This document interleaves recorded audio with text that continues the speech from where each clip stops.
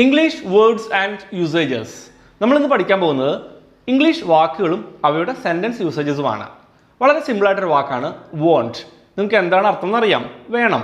Won't എന്ന് പറഞ്ഞാൽ വേണം. ഐ വോണ്ട് ഇറ്റ്, എനിക്കത് വേണം.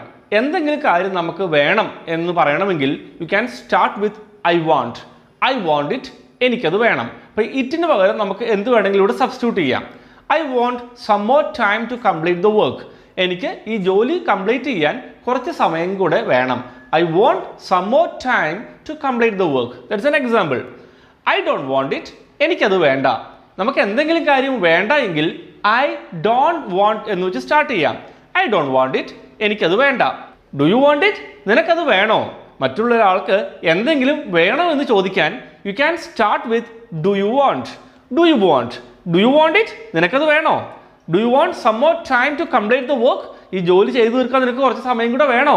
Do you want some more time, കുറച്ച് സമയം കൂടി വേണോ? വാട്ട് ഡു യു വാണ്ട്, നിനക്ക് എന്താ വേണ്ടത്? ഇത് വളരെ ഫെമിലിയർ ക്വസ്റ്റ്യൻ ആണ്. വാട്ട് ഡു യു വാണ്ട്, നിനക്ക് എന്താണ് വേണ്ടത്? So let's revise once again. Want വേണം. ഐ വാണ്ട് ഇറ്റ്, എനിക്കത് വേണം. ഐ ഡോണ്ട് വാണ്ട് ഇറ്റ്, എനിക്കത് വേണ്ട. ഡു യു വാണ്ട് ഇറ്റ്, നിനക്കത് വേണോ? വാട്ട് ഡു യു വാണ്ട്, നിനക്ക് എന്താണ് വേണ്ടത്?